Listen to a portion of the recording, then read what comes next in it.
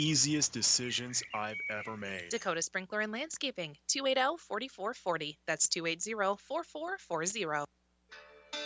Nystrom Electrical Contracting in Pierre has been providing professional sales, service, and installation since 1977.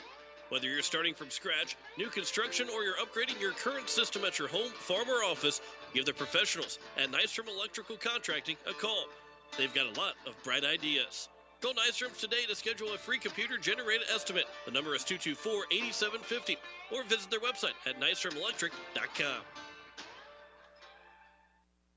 ATVs provide wonderful outdoor recreation, but they can also rapidly spread noxious weeds. An ATV can pick up noxious weeds in one area and spread them to the next area in which it is used. When you finish your ride, make sure your ATV is free of weeds and weed seeds. Cleaning your machine is important in stopping the spread of noxious weeds like leafy spurge. To find out how you can help prevent the spread of noxious weeds, call the South Dakota Department of Agriculture or your local county weed and pest supervisor. As long as you have a local cooperative, you'll never farm alone. At CHS Midwest Cooperative, our team is your team, ready to help you make the decisions that are vital to your operation. From the seed, plant health, and marketing the grain, to fuel to keep you running, the feed to supplement your herds, and the financing programs to make it all possible. We're here for you. Give CHS Midwest Cooperative a call today and let us show you the value of the co-op. Local, loyal, and trusted for generations. As we welcome you back here to Hyatt Stadium, we are set for first pitch as Brady Getz is on the mound as he will go against the Washington Warriors. As we go through the starting lineups for the Washington Warriors, as the first man is coming to the plate, as it will be Dylan Rippentrop, Brooks Stein, Gage Sharping, Miles Reese, Patrick Osborne, Bryce Ronkin, Tristan Fitzsimmons, Bronson Moen, and Jackson Nesjeep. So here is Dylan Rippentrop. The first pitch to him is taken for strike one as we are underway here in game number 2 at 7:33. About half an hour behind that original scheduled start time, but hard to we've seen it a couple times this year. The 0-1 pitch is lined right back up the middle. That's through for a base hit. So the leadoff man is aboard here for Washington to open up the ball game. For Brady Getz, the starter, we talked about him in the open. This is his 7th appearance on the year, 19 2/3 innings pitched. He leads the Governors in innings so far. He has started 3 games. This will be his 4th start. He's 4-1 on the year. No saves. He's allowed 12 hits, 4 runs, 3 of them earned, 9 walks. Leads the team with 27 strikeouts in those 19 2/3 innings. 1.07 ERA and a 1.07 WHIP. First pitch to Brooks Stein is taken for strike one. Here in game number 2, Governors took game 1 10-2. And now here in the top of the first of game 2, as that one a pickoff attempted back in safely is Rippentrop, and Brooks Stein now 0-1 the count. In game 1, Stein went 1 for 3. Rishon Aaron also singled. He flew out to center field in his second plate appearance back in the top of the 3rd inning of game 1. Here's the 0-1 pitch. That one is out towards right field. That is down for a base hit, and Washington has opened up the ball game with runners at first and second on back-to-back singles.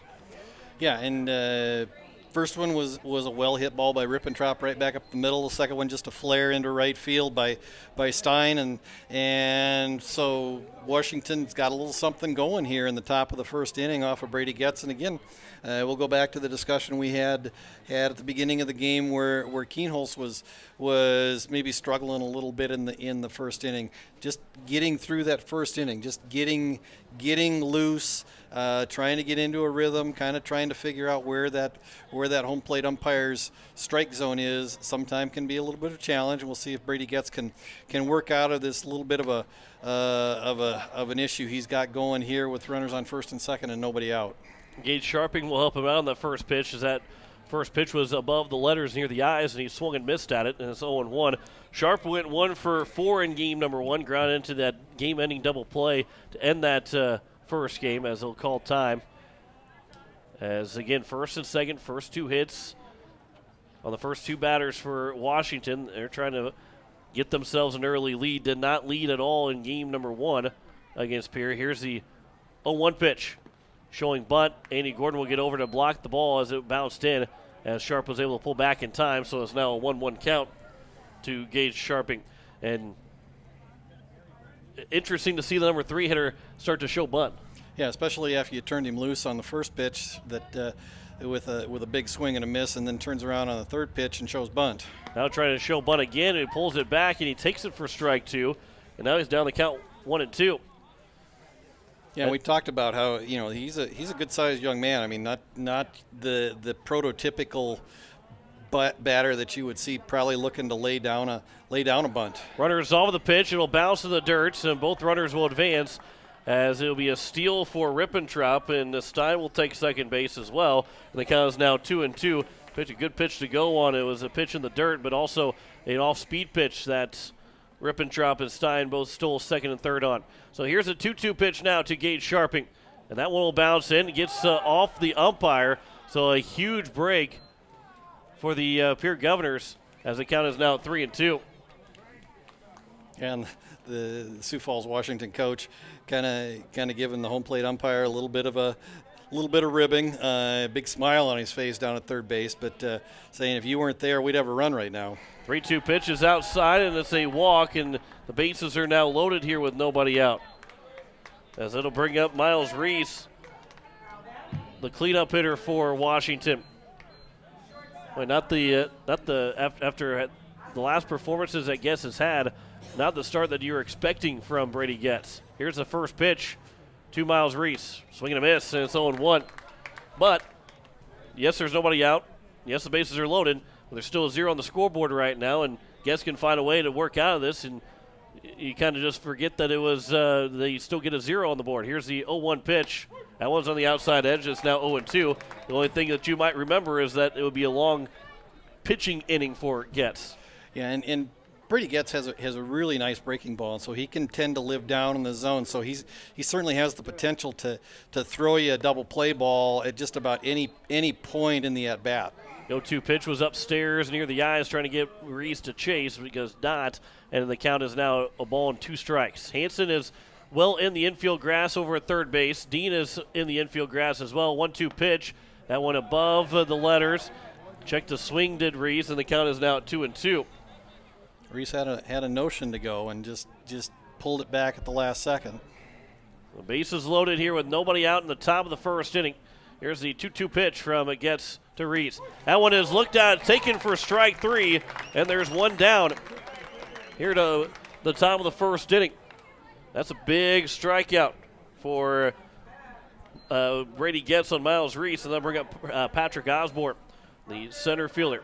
Yeah, like you said, Govs have the corners in. They're playing back in the middle. They're looking for that double play in the middle of the infield with Keenholz and Wiebe. Anything to Hansen and Dean in the corners is probably coming home. First pitch, a swing and a miss, and it's 0-1 here to Osborne. And here is the 0-1 pitch from Getz from the windup. Swing and a miss, and it's now 0-2.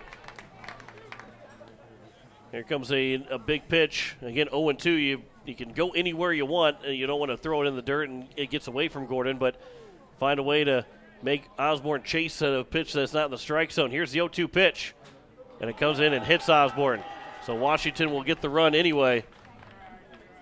And that's a tough 0-2 pitch. End up hitting Osborne to give an RBI, and the Warriors have a 1-0 lead. Yeah, and much like a 2-out walk or a leadoff walk, after you may have been up 0-2, an 0-2 HBP is a tough pill to swallow. You're up and you're one pitch away from kind of turning the tables on this inning. There's a ground ball to third baseman Hansen. The only play is to home. They do get the runner at the plate, so there's now 2 down on the force out. The bases remain loaded, and Washington still leads 1-0. Yeah, kind of a softly hit ball for the left-handed hitting Ronkin, and just a ball that Matt Hansen, playing in on the grass, fielded cleanly, came home with a strong throw, but because the ball was hit so softly, Andy Gordon really just didn't have a play to try to retire Ronkin as he got down to first base. First pitch to number 7 hitter Tristan Fitzsimmons is outside for ball 1. The catcher here in game number 2. Cale Swanson is the starter for Washington here in game 2. We'll give his numbers from on Tuesday when he last pitched against Mitchell. Here's the 1-0 pitch. That one is at the letters and is now 1-1. Here to the catcher, Tristan Fitzsimmons. 1-1 pitch upcoming here from Getz to Fitzsimmons. Swing and a miss, and it's now 1-2. Defensively for the Governors, Spencer Lettler is out in left field. Is McGuire Rasky in center, Jake Mayer out in right, Matt Hanson at third, Lincoln Keenels at short, Jaden Wiebe at second, Bennett Dean at first, and Andy Gordon catching. The 1-2 pitch is upstairs, and the count is now even at 2 balls and 2 strikes. Yeah, and if Brady Getz can get out of this inning and only allow the 1 run after loading the bases with nobody out, this would be a moral victory. Here's the 2-2 pitch. That one's fouled back, and we'll do it again here at 2-2.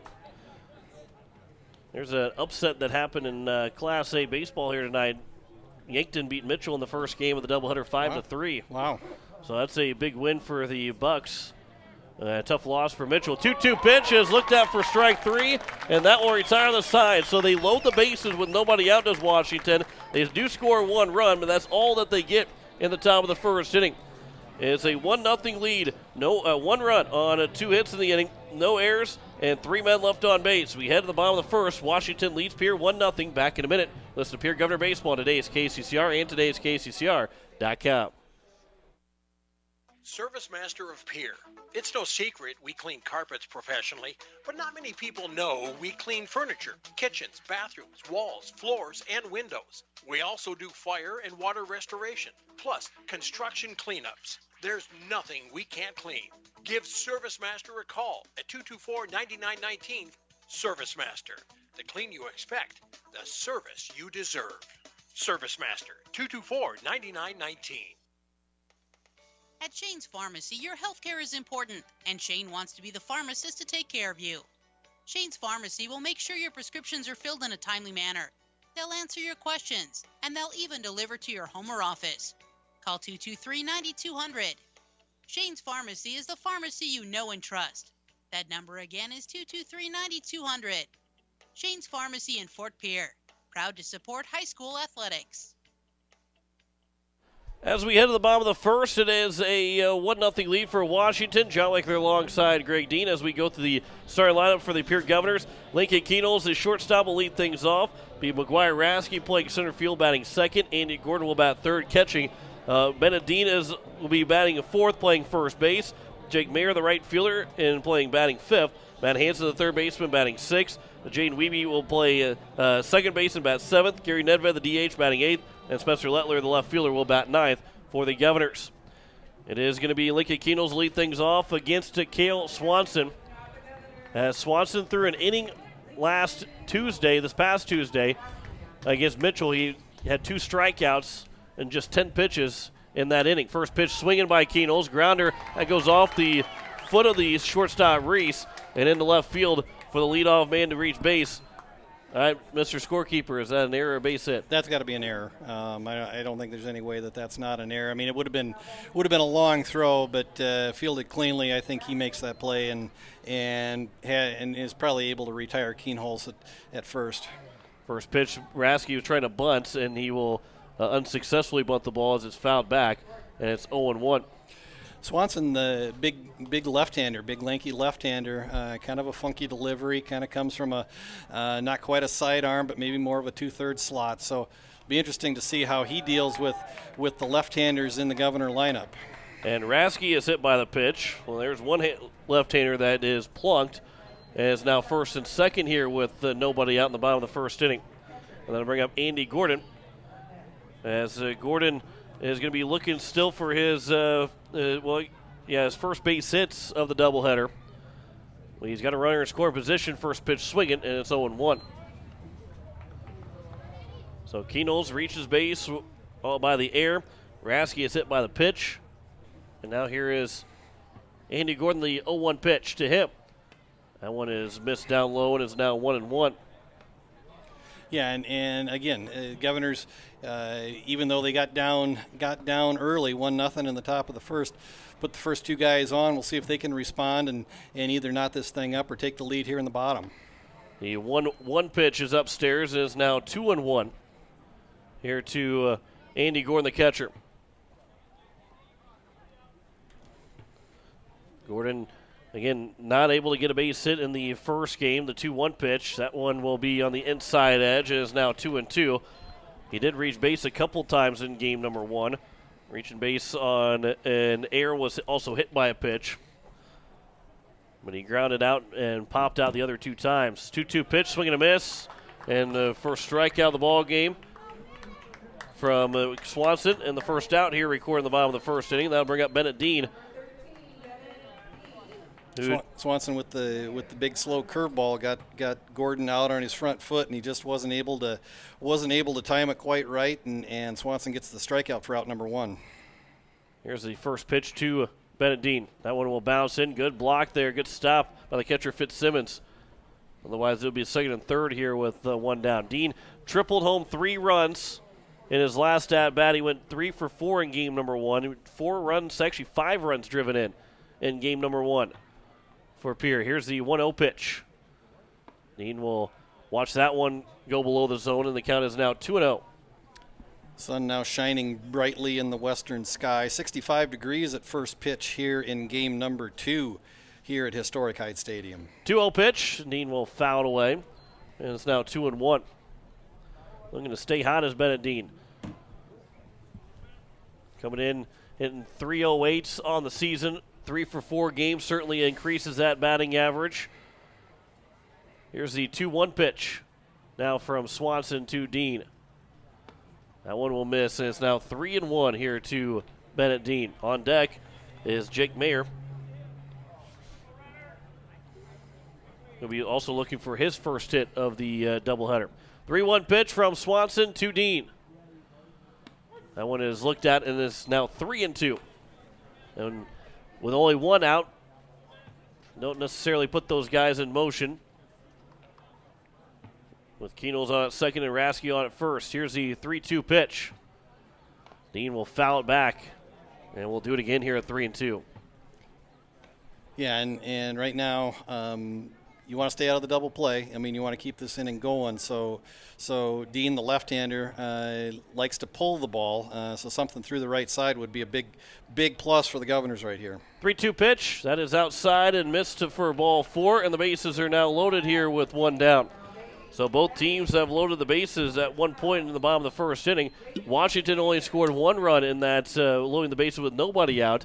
And see if the Governors can outscore Washington with the bases loaded here in each of the top and bottom of the first inning. Here's the first pitch from Cale Swanson to Mayer, and it'll swing and miss for strike 1.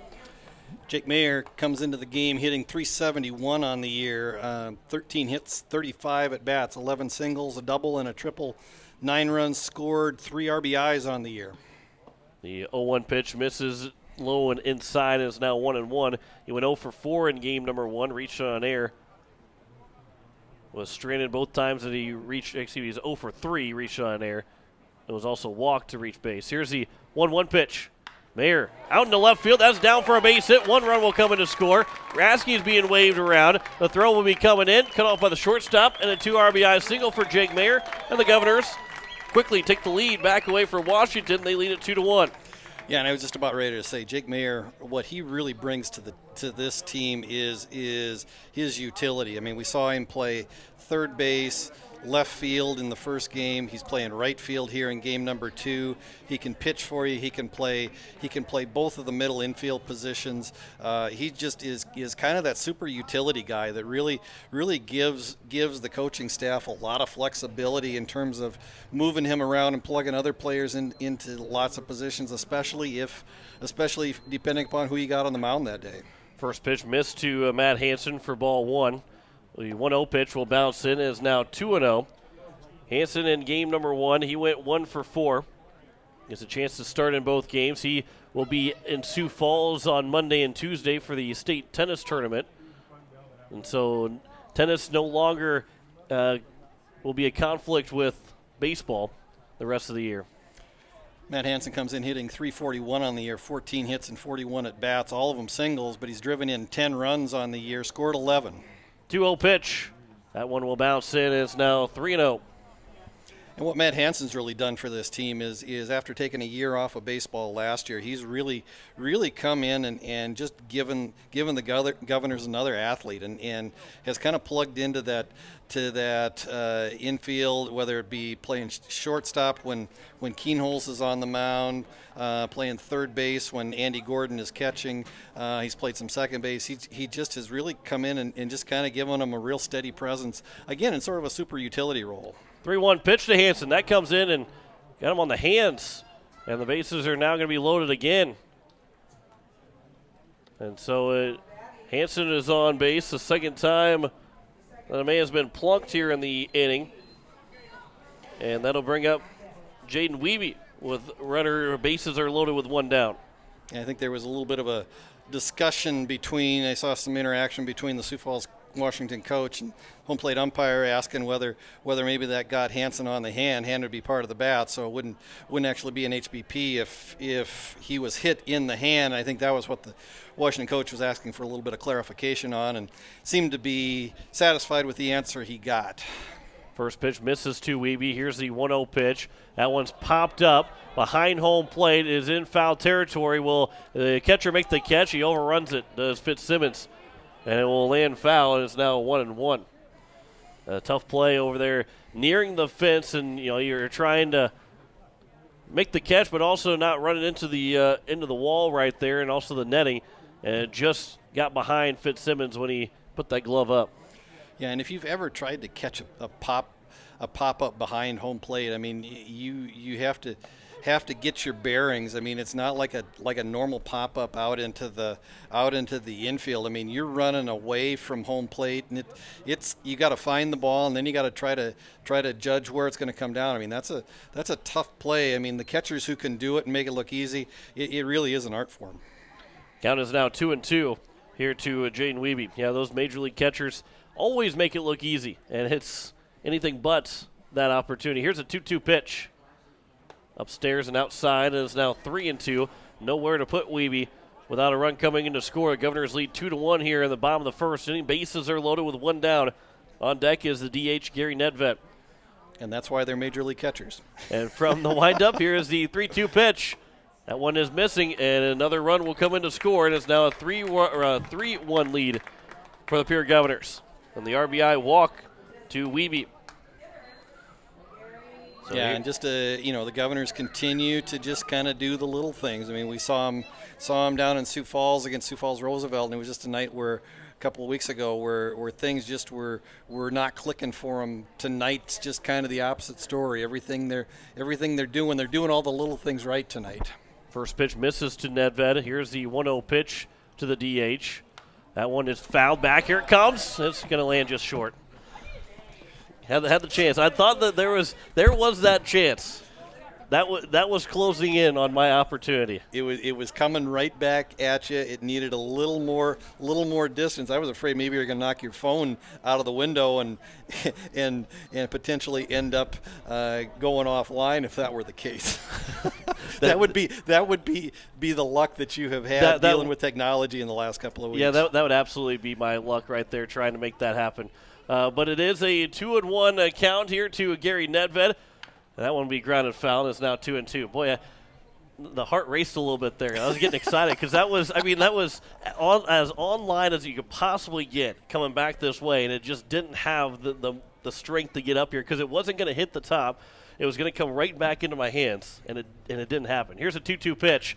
Nedved grounds it left side through for a base hit. One run comes in to score. They will get the second run in as it gets past the left fielder and Stein, and both the runners will take an extra 90 feet as it's going to be a 2 RBI single for Nedved, and then the air will get both the runners advancing 90 feet to second and third. So Wiebe and Nedved are both in scoring position. The Governors now lead 5-1.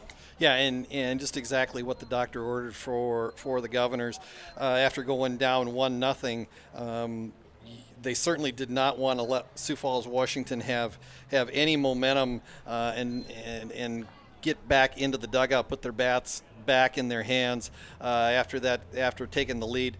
Governors quickly come out, reestablish that lead, and put some margin between the 1-0 deficit they saw coming into this inning, and now they're up 5-1 here in the bottom of the first. Governor's still batting with just one out, and the number 9 hitter Spencer Lettler at the plate. There's a 1-1 count here to Lettler. Action in the bullpen out in left field. Here's the 1-1 pitch. That one will bounce in, and it's now 2-1 as it'll be Andrew Glovich that will be on his way out to on the left field bullpen. Here's the 2-1 pitch to Spencer Lettler.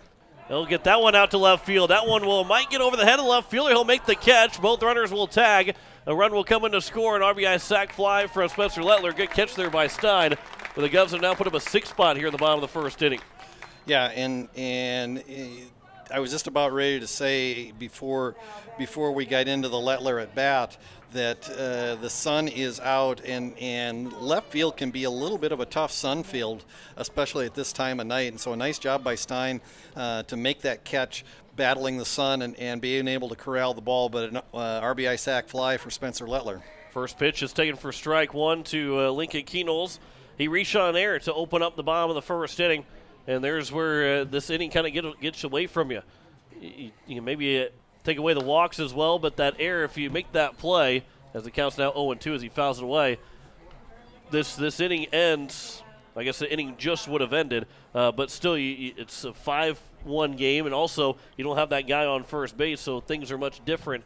And those are, again, it's one error in the inning, and I don't want to pick on the shortstop and Reese that made the error, but he made that error, and there's actually 2 errors so far that's been issued, but that's doing the little things right. You don't make that error, and all of a sudden things are completely different in the inning as it's now 1-2.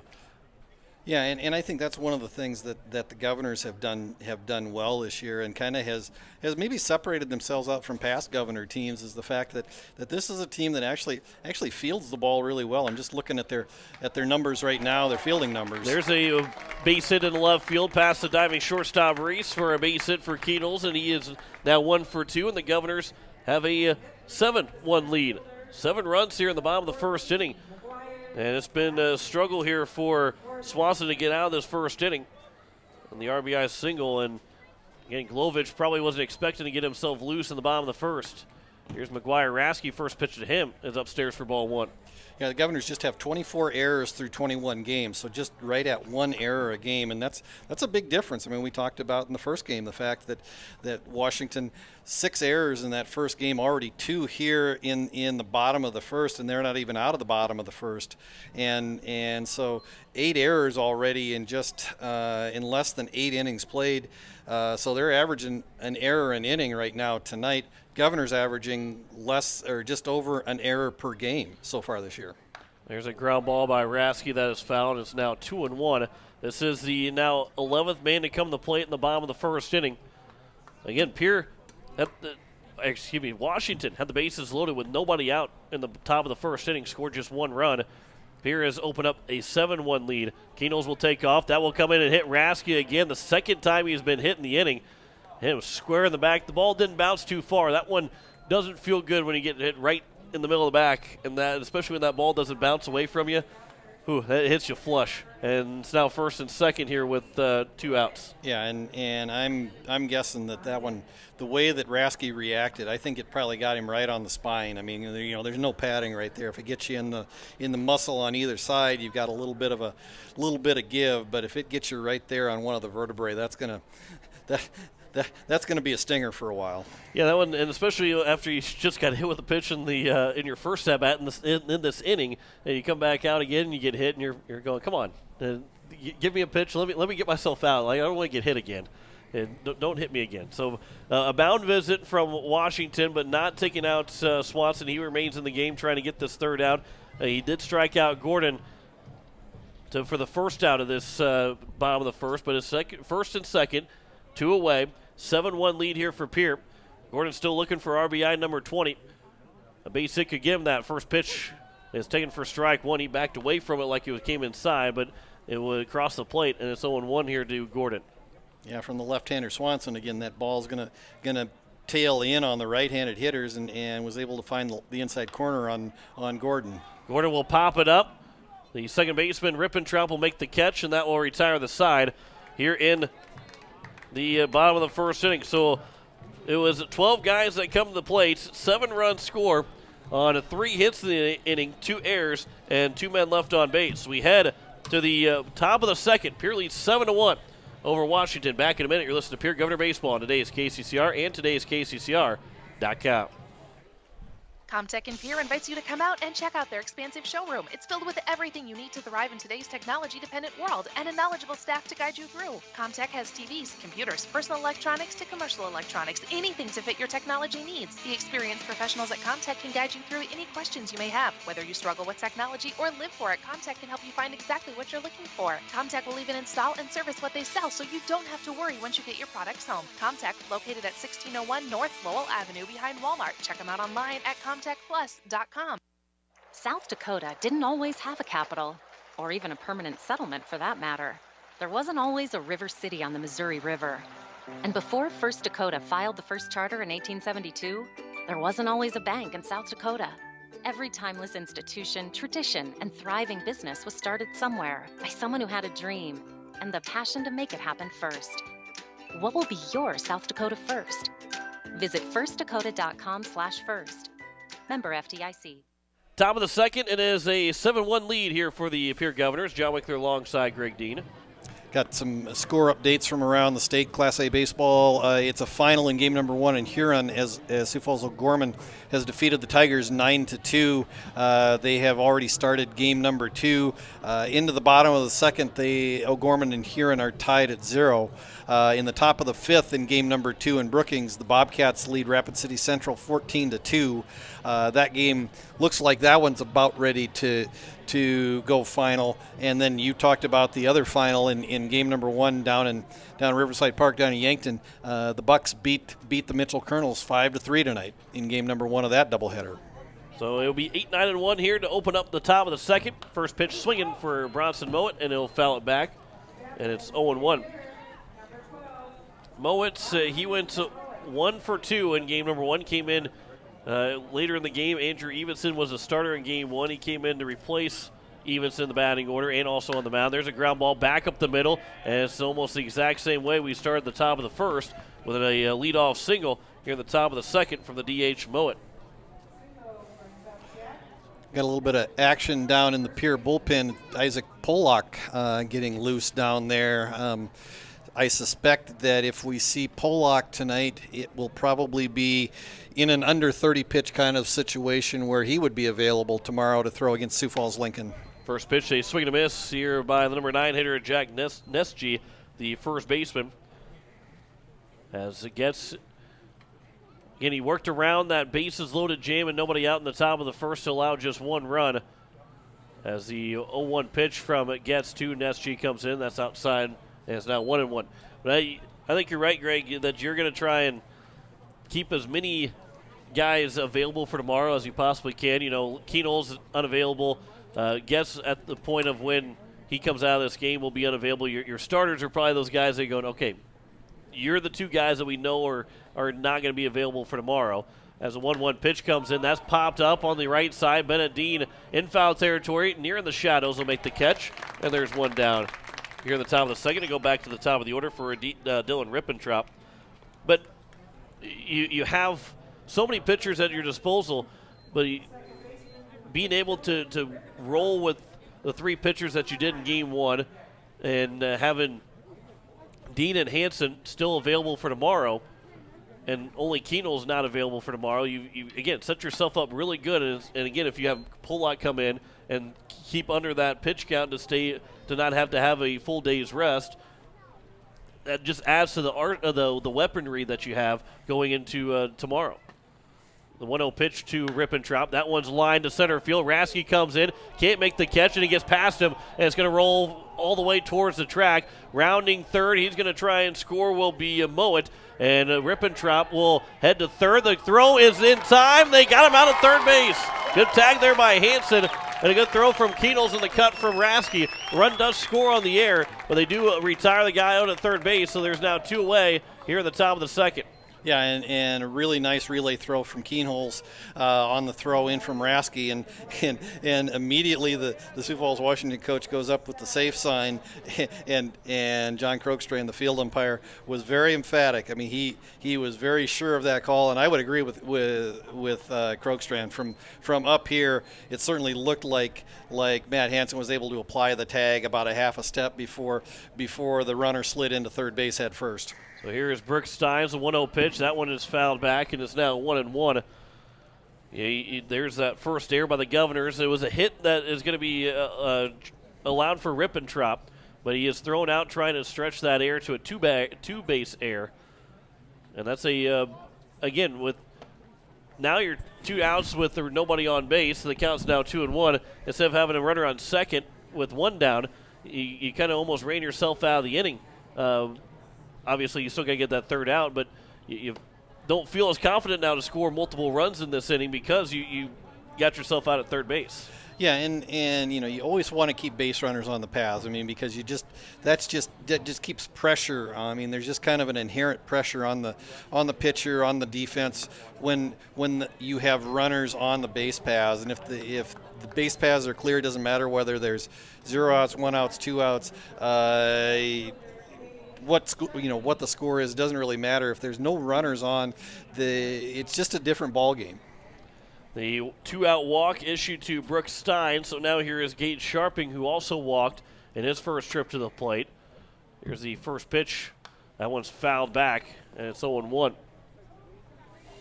And again, with a 7-2 lead right now, Brady gets what he, again, and we've talked about it before, you're pitching with a big lead. I mean, go out and challenge the hitters. I mean, go out and make Washington earn their way on, make them beat you. I mean, you don't want to nibble, you don't want to give up walks or anything that's gonna set yourself in a position where you beat yourself. I mean, this is really a situation where if Sioux Falls, Washington is going to beat Brady Getz, they got to do it at the plate, do it with the bats in their hands. And Sharping does get a base hit to pass Lincoln Keenholz at short into left field, so it's now first and second here with 2 down as Miles Reese is up to the plate. There's a swing and a miss, and it's now 0-1. And you think, too, the last 2 guys have reached base on a walk and a hit that probably could have driven in that run with only 1 down. But again, the little things, and I know that Washington coaching staff is going to be talking about that. One, you got the errors that you've had in the last game and a half or game and an inning so far, and then you have the base running mistakes that have, again, little things that we've talked about for the Pierre Governors, that as there's a swing and a miss, and that will retire the side as Reese strikes out for the second time in the ball game. But we've talked about it all year that the little things will win you championships, and the Governors are starting to do those little things a lot more than what they did in the first part of the season. It is a 7-2 lead after 2 inning and a half. We step aside for a minute, come back in the bottom of the second. You're listening to Pierre Governor Baseball on today's KCCR and today's KCCR.com. Do you need the Pierre Governor apparel for the big game? Or how about Stanley County apparel or post-state apparel? All-Around Graphics and Pierre is your place to go. Not only can you get your apparel, but they also do screen printing, jerseys, awards, and trophies. And did you know they can print and customize your signs? All-Around Graphics can do it all. Located at 819 North Euclid Avenue or call 224-4677. All-Around Graphics and Pierre, your one-stop shop. AGTEGRA in Highmore. We pride ourselves on providing our customers with reliable markets, superior services, and quality products. From corn and soybeans to spring and winter wheat, you can trust AGTEGRA in Highmore with all your grain handling needs. It's all about helping you achieve the best harvest possible. Call AGTEGRA of Highmore today at 605-846-1379. That's 605-846-1379. Bottom of the second, it is a 7-2 lead here for the Pierre Governors, as we do have a pitching change, as it will be Glovich now on the mound here for Washington after 1 inning of work for the starter in Swanson. And here for Glovich, it's all about keeping that 7 spot on the board for the Governors. And for Pierre, Bennett Dean, Jake Mayer, Matt Hansen, 4, 5, and 6, trying to do what they did to the Washington starter and put up a lot of runs against this pitcher. Yeah, and we talked about hitting being infectious for for any baseball team. And I think right now, the Governors are kind of in that mode right now. I mean, everybody from the top to the bottom seems to be going up to the plate with a lot of confidence right now, and just kind of swinging free and easy. And that's really what you like to see, especially at this time of the season, as we're just over a week away from regional playoffs. It's hard to believe, though, that our first games of the regional tournaments our first games of the tournament are next Saturday. We got Lincoln tomorrow at 1 and 3. The regional round next Saturday. That's to be determined on time and place until the season comes to an end. The state Final Four will be in Sioux Falls on the 29th, and then by the way, on the 1st, June 1st, Post State will start their season. So we go from one season to the next really, really quick, especially if we end up in Sioux Falls in 2 weeks. Yeah, and for Post 8, you're going to see a lot of these same names dotting the Post 8 roster that you see in the Pierre Governor roster. 1-0 pitch is taken for strike one. Is now 1-1 here to Bennett Dean, the guy that will be on that Post 8 roster. You'll see this roster for the high school team basically split into two. You'll see that high school team go from being the senior and junior Legion team, as it's now 2-1, and that's also good too, because then half these guys that will be on the junior Legion team will get plenty of at bats, and these guys that are in the senior Legion team will get plenty of at bats as well. And the only thing that will happen will be that, well, I guess there'll be a lot of things that happen, but the biggest thing is that everybody will get better because of all the at bats we'll get in the summer. Yep. Interesting side note here in this at bat, Andrew Glovich has an older brother that's a pitcher at Dakota Wesleyan, and Bennett Dean has an older brother that is an outfielder and a pitcher at Dakota Wesleyan. So the younger brothers face off while their older brothers are maybe sharing stories in the stands someplace. Well, the Bennett Dean will get the base hit, so Bradley Dean, or the older brother, Bradley Dean, can get a chance to rib on the older brother from Glovich a little bit. He's been on base now, Dean, twice against this Washington pitching staff here in Game 2. First pitch to Jakey Mayers, swing and a miss, and it's 0-1. He got a 2 RBI single in his first at bat, ended up being at second base because of an error. As the Govs lead 7-2 here in the bottom of the second. Lights are on here at Hyatt Stadium. The 0-1 pitch from Glovich to Mayer. Swing and a miss, and it's now 0-2.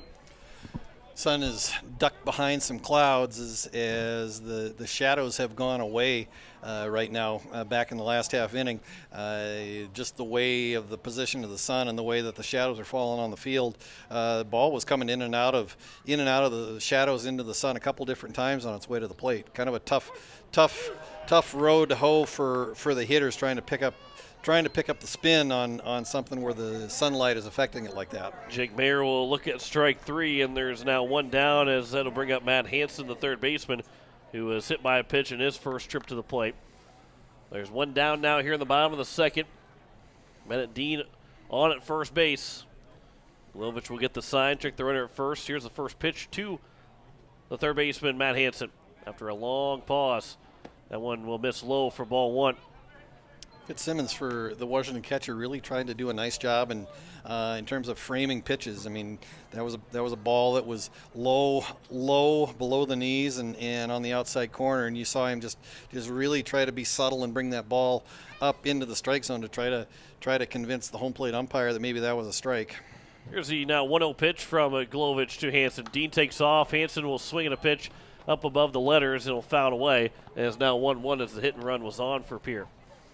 Yeah, a pitch that Hansen probably doesn't swing at if the hit and run isn't on, but doing a nice job in terms of bat control, trying to protect the runner, and just unfortunately was not able to put the ball in play. So the count is even at a ball and a strike. Dean leads away from first again. Here's the 1-1 pitch from Glovich to Hansen. Dean not running, and that one's fouled back, and it's now 1-2.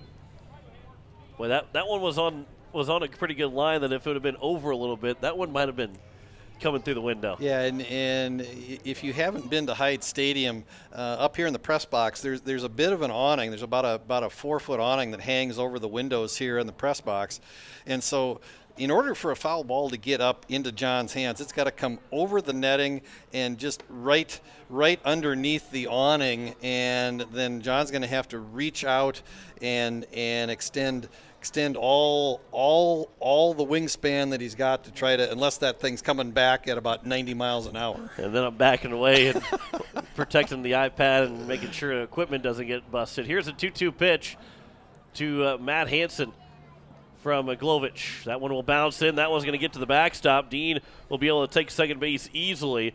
That was high up there. That Dean was almost to second by the time the ball actually hit the ground. But the count is now full at 3-2. Yeah, a 58-foot curveball that hit in front of the plate and then bounced off of probably the mask of the catcher, and literally at the peak of where it was coming down, it was almost at the top of the backstop before it came down and hit the ground. Here's a 3-2 pitch, and Hansen will foul that one away, and it will remain a full count at 3-2. You described that. The opportunity for me to get a foul ball like it would be like your John Madden describing a play a little bit, like I should have given you a Sharpie and you can draw on the YouTube page a little bit and say, okay, this is what needs to happen here, and boom, yeah, boom, you got a foul ball. It goes over here, and then the ball comes up here, and then boom. Hansen will shoot that one to right field. That drops in for a base hit. Dean will stop at third base. Hansen has himself a one-out single.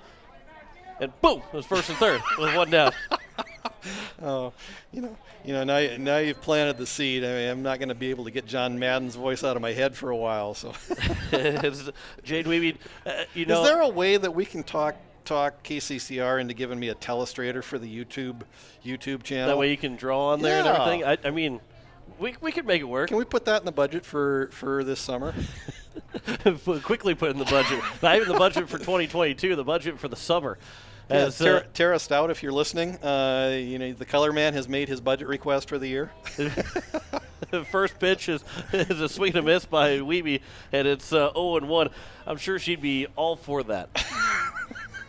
Yeah. Just one more piece of technology that we know will function well. Here's the 0-1 pitch.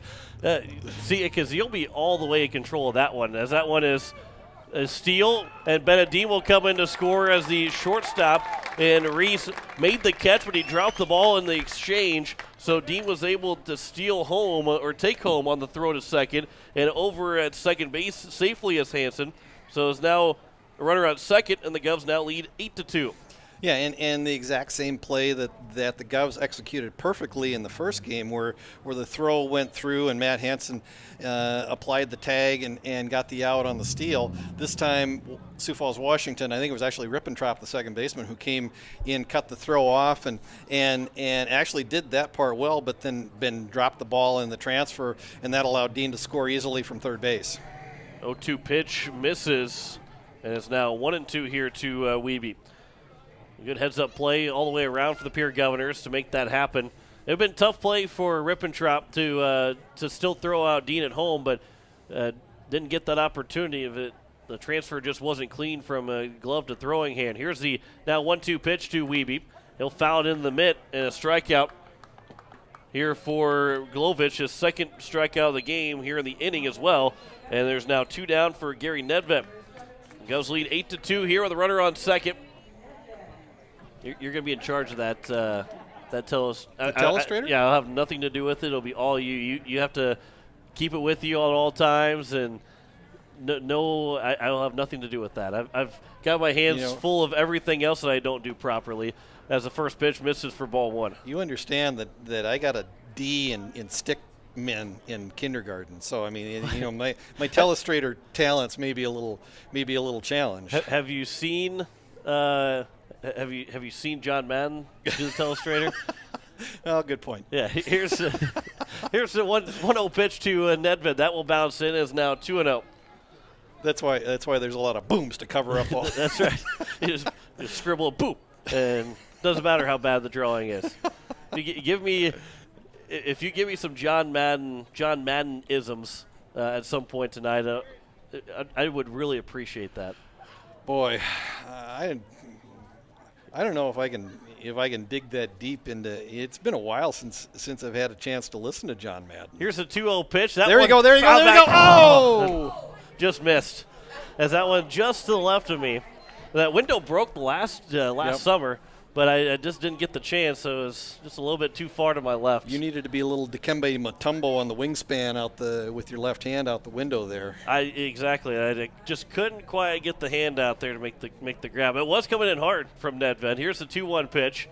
That one's grounded to the first baseman, fielded by Nesji, and the step on the bag himself to retire the side here in the bottom of the second. Governors get another run on 2 hits in the inning. No errors and 1 man left on base. We head to the top of the third. It is an 8-2 lead here for the Pierre Governors over the Washington Warriors. Back in a minute. You're listening to Pierre Governor Baseball on today's KCCR and today's KCCR.com.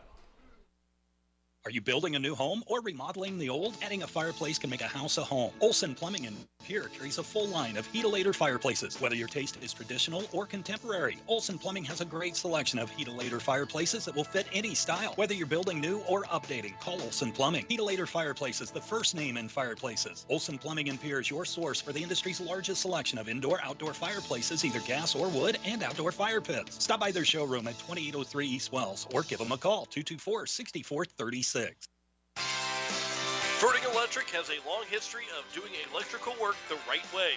Economical service, professional work, and customer satisfaction is why they can say that. Ferding Electric can do residential, farm, and commercial projects. Doesn't matter if they are charged with new construction or a remodel project, they get it conducted.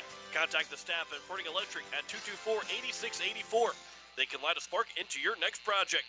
Ferding Electric, 224-8684. It is the top of the third inning, and the Pierre Governors, they lead 8-2 over the Washington Warriors. Joe Wickler alongside Greg Dean, as it'll be 5, 6, and 7. Patrick Osborne, Bryce Ronkin, and Tristan Fitzsimmons. You might reach his base. It'll be Bronson Mowat here in the top of the third inning. As it has gotten through those first 2 innings, allowing just 1 run in each of the first 2. First pitch swinging, and it's 0-1 here to the number 5 hitter in the order, and Patrick Osborne. Brady gets 42 pitches through the first 2 innings, so a little higher than what you'd like to see, but working with that 8-2 lead, you'd like to again just see him just settle in, have a couple of quick innings right here, and try to get through the middle portion of this game unscathed. And the count is now 0-2 here to Patrick Osborne. He was hit by a pitch, drove in that first run of the ball game by getting hit by the pitch. Here's the 0-2 pitch, and that one will be fouled away. A spoil swing there from Osborne to just stay alive, and it remains at 0-2. And go back to John Madden.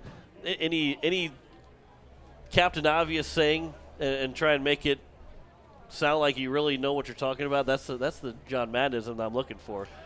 Yeah, I can't remember who does the. Frank Caliendo. Yep. does a great John Madden. Something about it. I won't be able to do it justice, but you take a little water and then you throw in a little dirt, and pretty soon you got mud, and that's how you get mud on your jersey. You just, and his jersey's just all full of mud today, and equipment manager is going to have a big job ahead of him tonight. There's a swing and a miss by Osborne, and there's the first out of the top of the third inning. Bryce Ronkin, the third baseman, would come to the plate. It's now John Wickler alongside John Madden. Greg Dean has left the building. Can't tell a difference between Greg Dean and John Madden here. First pitch is missed for ball 1. My favorite one, and it came from Frank Caliendo, and he said that John Madden had said this over the air. And I don't know if that's true or not, and probably is true, as the 1-0 pitch. That one is skied out towards left field. Actually, it's shallow left field. Spencer Lettler will come in to make the catch. And there's now 2 quickly gone here in the top of the third inning. But it was a quarterback that had lost his contact. And John Madden goes, well, here's a guy when he's got the contact in, he can see. Yeah. Thank you, John Madden. We really appreciate the insight there. Yeah. When he's got his contact in, he can see better. Yeah. That's a great Caliendo bit. The first pitch is outside for ball 1. Probably probably get an email from John Madden here at some point. You know, there are two guys in Pierre, South Dakota that are really making fun of you. They're making fun of you on YouTube, over the air, and he'll get. I mean, he probably won't get hurt word of it because we're in Pierre, South Dakota, and we're John Winkler and Greg Dean. We're not the big guys here by any means, but hopefully John Madden doesn't get too mad. 2-0 pitch upstairs. It's now 3-0. So I was just thinking about this. I mean, what is it about the Raiders franchise that, you know, in terms of hiring John Madden and John Gruden? I mean, two of the most quirky, quotable football coaches you could find. You know, just you know, something about the franchise. I mean, I don't think any other football franchises over the last 30 years has hired two of the more unique personalities than what the Raiders have done. Fitzsimmons was hit by a pitch in the helmet, so he will make his way to first. It was going to be ball 4 anyway, but he took it in the helmet, and now he will be relieved for a courtesy runner. And try and see if we can find that number. I bet she's going to turn the wrong way for me, and he absolutely does turn the wrong way. Oh, there 16. we go, 16. And that will be Brian Topp. That will be the runner here for Washington. They're both John Madden and John Gruden are very quotable guys. The best for John Gruden is the Spider 2 wide banana. Get that Spider 2 wide banana.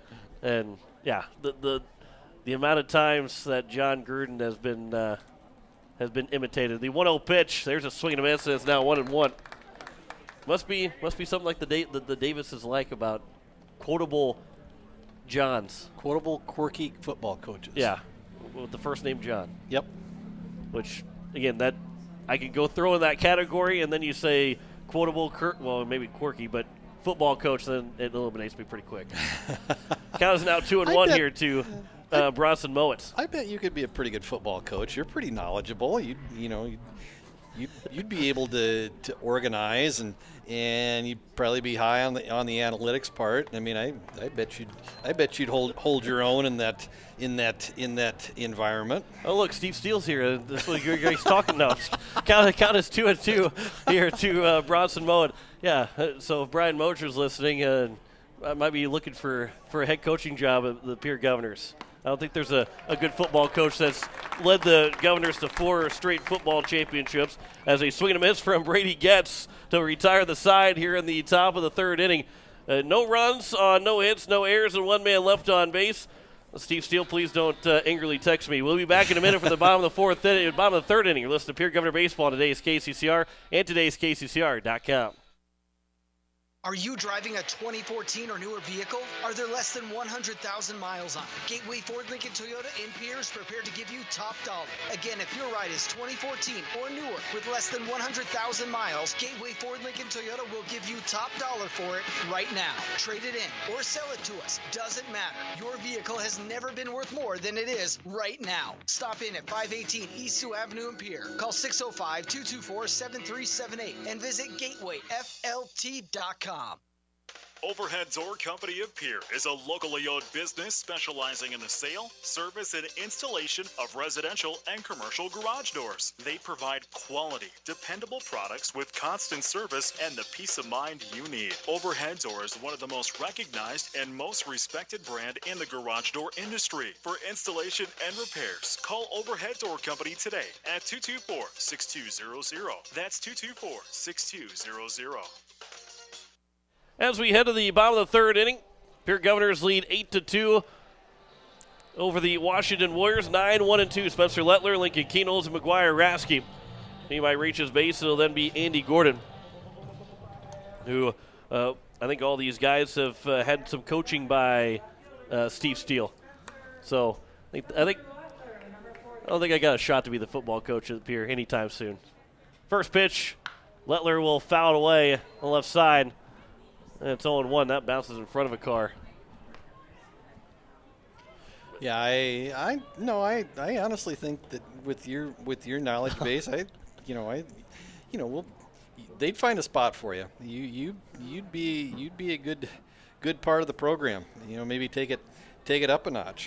Oh, 1 pitch. That one is fouled away, and it's now 0-2. Not really sure You're speaking very highly of me. If I can take a team that's won 4 straight state championships and I can take it up a notch. That coaching, well, they need to win 5. That coaching staff already does such a tremendous job. I don't think there's any possibility that adding me, of all people, that would digress the coaching staff. That would be a major step back. 0-2 pitch. There's a swing and a miss by Lettler, and there's a first out, and that'll bring up Lincoln Keenels. That's like when you're playing a video game and you're just winning all the time and you're trying to make it more challenging. That's the step that you take for something like that. If you're wanting to make it more challenging, then you bring me along and try and make me be a big part of the team. I figure you're kind of like the cheat code. No, I'd be the reverse cheat code. It's better that I'm up here than down there. The first pitch to Lincoln Keenels. There's a swing and a miss, and it's 0-1. Keenels is 1 for 2 with an RBI single. That all came in the first inning as we play here in the bottom of the third. The Govs have an 8-2 lead.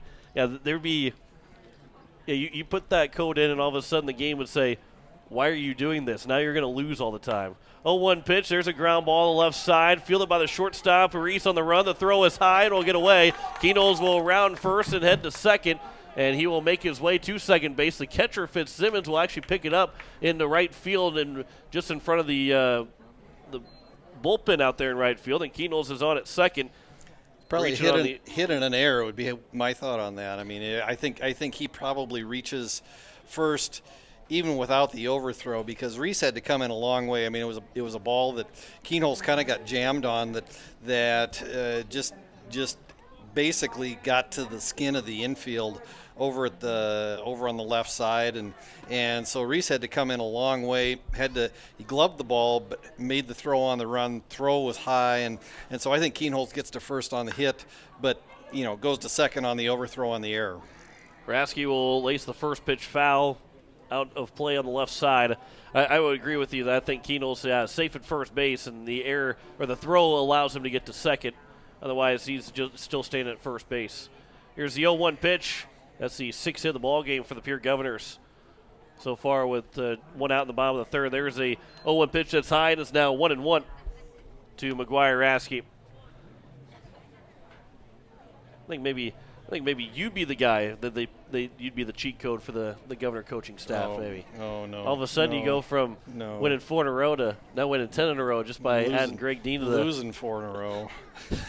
Losing 4 in a row. Here's 1-1 pitch. That one is out to center field, and the center fielder in Osborne barely had to move to make the catch. Keenholz will tag and head to third. The throw will be offline, and Keenholz will get to third safely. That's a dangerous play for Keenholz to make, but the speed that he has, and knowing that Osborne needs to make a perfect throw to get him because of his speed, he was able to take third base, and now he is 90 feet away with 2 outs in the bottom of the third inning.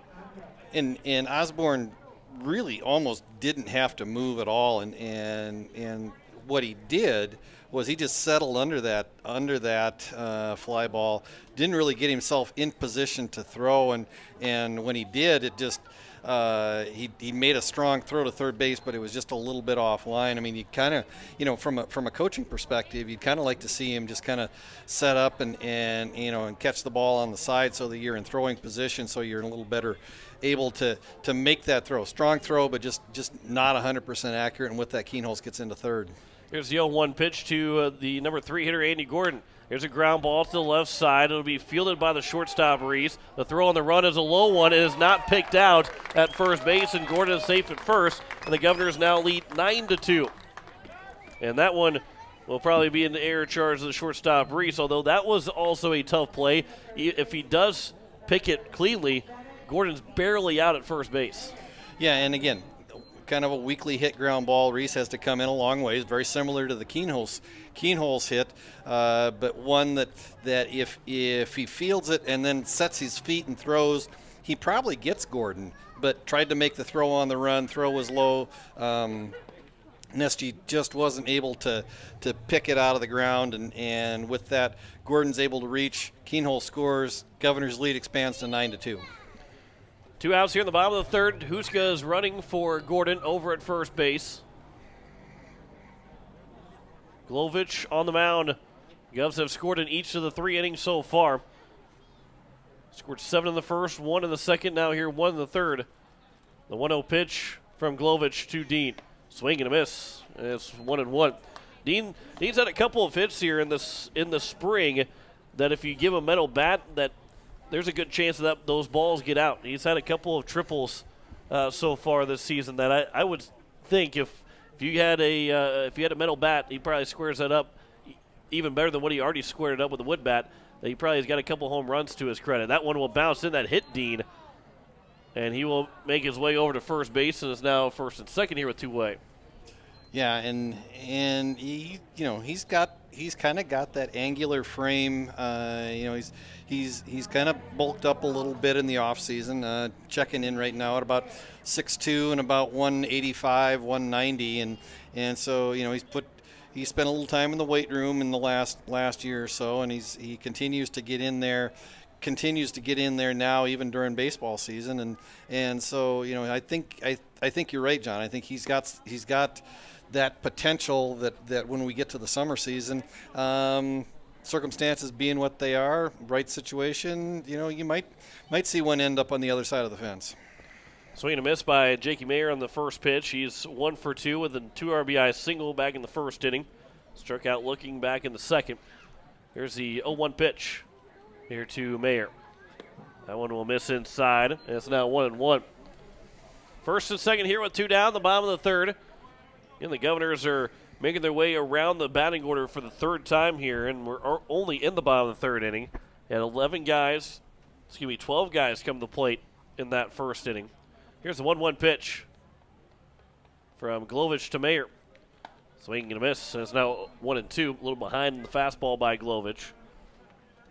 Yeah, Glovich is another one who does a nice job changing speeds. I mean, he's got a pretty live fastball, and then he's able to pair that with an off-speed pitch that has had the Governor hitters kind of out on their front foot a couple different times tonight. So now here's the 1-2 pitch from Glovich to Mayer. Swing and a miss, and Mayer go down on strikes. And a second straight at bat. That will end the inning here in the third. 1 run scores on 1 hit, 2 errors in the inning. The 2 men left on base. We head to the top of the fourth. Governors lead Washington 9-2. Back in a minute. You're listening to Pierre Governor Baseball on today's KCCR and today's KCCR.com. Wondering what to do with the pitted and rutted drive? B&B Equipment will get you covered. Wanting to put something down the ground? B&B Equipment will put a hole in your project. Need to even up that property? B&B Equipment can fill that need. B&B Equipment can deliver all your gravel and material needs. B&B Equipment is here for all your excavation needs. Contact B&B Equipment, 224-6727. A contractor here for you. That's B&B Equipment, 224-6727. Innovation.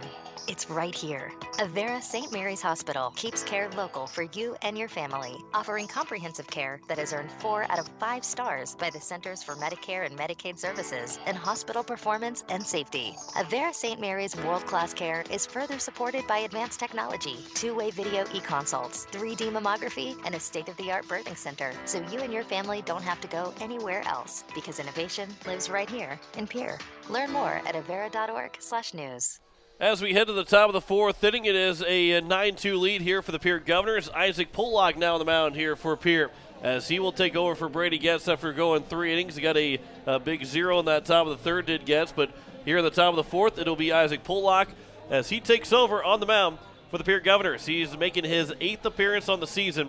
He's got 17 innings so far on the year. He's 2-1 with a save in his lone opportunity to get a save. 14 hits, 5 runs, 4 earned runs. 6 walks, 15 strikeouts, 2 hits. He has hit 2 guys, 1.64 ERA and a 1.17 WHIP. Pollock is, I don't want to say surprising because I think we saw it especially last summer with the Junior Legion team.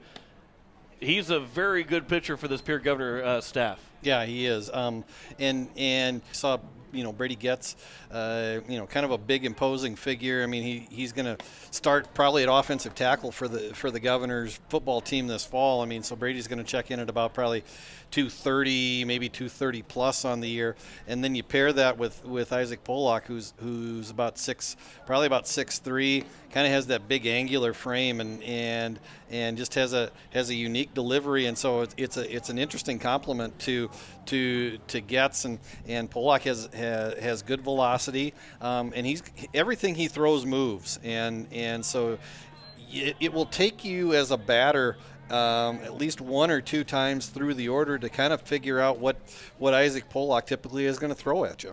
Jack Nesty is the leadoff hitter, and it is a 3-1 count. And that one's popped up. That was going to be to the left side. No close for me. Play, though, has been made by a fan, I believe. And it's now 3-2. Didn't look down there in time to see if the catch was made. I believe maybe a young fan made that catch. So now a full count here to the leadoff hitter, Jack Nesty, and here is the 3-2 pitch. That one's fouled back. Another chance. Nope, that one's going to get too far. And it remains a full count at 3-2. We'll close the book for the night on Brady Getz. He goes 3 innings, gives up 5 hits, 2 runs, 1 earned, 2 walks, 5 strikeouts. 58 pitches on the night for Brady Getz. 35 of them strikes, faced 17 batters. 3-2 pitch will bounce in, and that'll be a leadoff walk to Jack Nesty. They'll bring up Dylan Rippentrop, the top of the order here for the Washington Warriors. And again, I would expect that the Pierre Governor coaching staff is looking for, if they could get Isaac Pollock through 2 innings and get him out under 30 pitches, I think that would be ideal, and have him available to throw against the Sioux Falls Lincoln Patriots tomorrow. Here's the first pitch. That one's a ground ball. Here's a double play ball. Keenels will flip to second for 1. The first in time, a 6-4-3 double play. And how about that leadoff walk? And Pollock says here, how about a ground ball pitch for you guys? And Keenels to Wiebe to Deem, a 6-4-3 double play, and there's now 2 down. Yeah, and I think we kind of underappreciate that middle infield of the Governors because they've been really solid this year in terms of, they just turned a double play, and that's not a unique situation. I'd have to go back and look, but they've turned multiple double plays this year, and it's just been exactly that kind of tailor-made situation where Keenhole starts it or Wiebe starts it. But the secret to the double play is just that turn in the middle, and right there, Jaden Wiebe just did a really nice job in terms of getting the ball out of his glove, strong throw to first base, got Rippentrop, who runs well, coming down the line, but got him by a step, and the Governors have now got 2 outs on the board. Count is now 1-1 as that one was fouled back by Brooks Stein. He is 1 for 1. He walked in his second trip to the plate, and here's the 1-1 pitch. That one misses upstairs, and it's now 2-1. You're exactly right, though, Greg, because this Governor middle infield, and we said it, I think we mentioned it a couple weeks ago, too, that as that one's fouled back and is now 2-2. Garrett Stout and Andrew Coverdale had been that middle infield for the last several years for Pierre. And you said after the season came to an end, you're going, boy, this is going to be tough to replace these 2 guys. You got Keenholes, but is it really going to be as good as what Stout and Coverdale has been? And now all of a sudden you're going, we got 3 more years of having a good middle infield of now Keenholes and Wiebe. Yeah, and we were, I think it was during the Brookings game because they turned a couple of double plays in the second game, what ended up being a 1-0 extra inning victory for the Governors that really were huge that night. And we said Brian White was up here in the press box, said he's got to feel pretty good about being able to pencil that middle infield in for the next 3 years. And Pollock will get Brooks Stein looking on strike 3, and that will retire the side as we head to the bottom of the 4th inning. No runs, no hits, no errors, no one left on base. A 9-2 lead for the Pierre Governors. Back in a minute, you're listening to Pierre Governor Baseball on today's KCCR and today's KCCR.com. Your home and business are important to you, and you need quality furnace and air conditioning products and service. With a combined 50-plus years of experience, AirTech Heating and Cooling provides you with just that service. Call 945-0160 for sales, service, and installation of furnaces, air conditioning, and heat pumps. AirTech Heating and Cooling features the American Standard products. Sales, installation, and service. You want the best, and that's what you'll find at AirTech Heating and Cooling in Pierre. Most of us already know that Gales Gas of Pierre is the place to call for propane. They offer an automatic fill plan so you never have to worry about running out of propane. They accept debit and credit payments or a budget payment plan to spread out the cost throughout the year so you never have surprises when you get your bill. For delivery, convenience, and great customer service, call Gales Gas at 224-5518 That's Gales Gas at 224-5518. As we welcome you back here, bottom of the fourth inning, Governors, they lead 9-2 over the Washington Warriors. This will be Matt Hansen, Jaden Wiebe, and Gary Nedved. It'll be 6, 7, and 8 for the Pierre Governors. John Winkler alongside Greg Dean here on this Friday evening as the first pitch to Matt Hansen. He'll swing the first pitch and sky it out to left field. There is Stein. He'll camp underneath it, and the one pitch and one out. Open up the bottom of the fourth. And again, Governors cruising right now, up 9-2. You said it earlier, scored in every inning, 7 in the first, 1 in the second, 1 in the third. Just need to continue to put runs up on the board and just continue to extend this lead and just continue to keep that momentum going offensively. There's a ground ball to third baseman, rocking the throw to first, and there's 2 pitches and 2 outs. And I bet you Gary Nedved will be told to take a pitch here on the after the ground out from Wiebe. And the last thing you want is a pitcher to have a 3-pitch inning. Don't see it very often, mostly because everybody takes a pitch, usually takes a pitch. But Glovich, and if you're Glovich, you say, I'm going to throw this one right down the middle and try to get him to swing and get out. Here's the first pitch from Glovich to Nedved. He swings at that one. There's a ground ball. And that one ate up the third baseman. So you had 3 pitches and a chance for a 3-pitch inning, but it was missed by Rockin. I think the spin of that ball got Rockin unable to make the play, but it's got to be another error charge to the third baseman, and nearly got out of that inning in 3 pitches. Yeah, Rockin just kind of hit off the end of the bat, and like you said, John, I think kind of had an odd spin on it because Ronkin had to come in and go kind of a step to his left, and when he did, I mean, he actually looked like he overran the ball just a little bit and skipped over his bare hand, and with that. There's a ground ball. That was actually going to get away. There might be 2 errors on this play. Nedved's going to round third now, and he's going to try and come in to score. The throw, the plate is going to be in time, and the ball was dropped by the catcher. And Nedved comes in to score. Boy, okay, so the ground ball, the second baseman Rippentrop, he did make the throw to first, but he bobbled it. And so over at first base was Lettler. And then Nedved took off for third, rounded, didn't look, and then the throw from the first baseman got over the top of the third baseman, Rockins said, and went out into left field after it bounced off the wood out there. And then Nedved came in to score, but only because the catcher unable to hold on, tried to apply the tag to the diving headfirst Nedved. Boom! And it's 10-2. I can't add anything to that. You described it perfectly.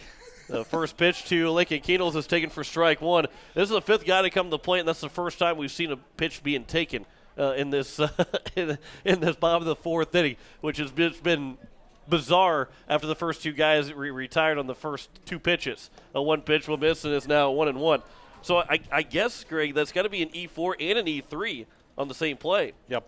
Yeah, I think you're right. It's just, and again, that's got to be frustrating for the Sioux Falls, Washington coaching staff because now it looks like they are up to, let me just check here. That would be 7 errors now in the ballgame. Yeah, 7 errors. 7 errors in game number 2 to follow up with 6 in game number 1. So you got 13 errors on the night. I mean, yes. You're just going to shake your head, as you go back and look at the box score tonight for the black and orange. As that one's popped up on the right side, that will land foul. It's now 1-2 here to Lincoln Keenels. Yeah, 2 errors in the first inning, 2 errors in the third, and now 3 errors here on back-to-back plays in the 4th inning. And you're saying that after Glovich had a ground ball and it was about to have a 3-pitch inning. Yeah, that's the crazy thing about all that. Here's the 1-2 pitch coming to Lincoln Keenels. Keenels will ground it back up the middle. That's through for a base hit. Rounding third will be Lettler. It's going to be bobbled out there in center field, so Lettler will score without a throw. An RBI single for Lincoln Keenels, and the Govs now lead 11-2. Yeah, and again, the Warriors are kind of flirting with disaster here. 1 run away of potentially potentially being 10-runned. If the Governors get that run either here in the bottom of the fourth, or if the Governors can put a 0 on the board defensively in the fifth, find a way to score one in the bottom of the fifth. First pitch is upstairs for ball one to McGuire Rasky. Yeah, a 9-run lead here for the Governors in the bottom of the fourth inning. And thanks to the errors that have been committed by Washington so far in this game, has given the opportunity, and it was last game as well, as there's a ground ball up the middle. It'll be fielded by the second baseman. The tag applied by Rippentrop to Keenels, and he is out at second base, and that will retire the side here in the bottom of the fourth inning. So another 2 runs come in to score on 1 hit in the inning, 3 errors, and 1 man left on base. We head to the top of the 5th inning. A 11-2 lead here for the Governors over the Warriors. Back in a minute. You're listening to Pierre Governor Baseball on today's KCCR and today's KCCR.com. No one likes to have electrical problems, but when they happen, call Todd's Electric at 223-2518. With over 28 years of experience, Todd's Electric can handle any type of electrical problem, whether it's residential, commercial, or agricultural. Their knowledgeable staff knows and understands the importance of your home, business, or ag facility and are prepared to help. Call Todd's Electric at 223-2518. That's 223-2518. Todd's Electric, serving the Pierre and Fort Pierre areas. The line to power. Hey, it's Julia from Milwaukee Federal Credit Union, letting you know that our recreational special is back again, with terms up to 10 years, no payments for 90 days, and rates as low as 2.4% APR. Apply online or stop in at 221 East Pleasant Drive in Pierre and let Jameson or I get you started. People helping people. Milwaukee Federal Credit Union.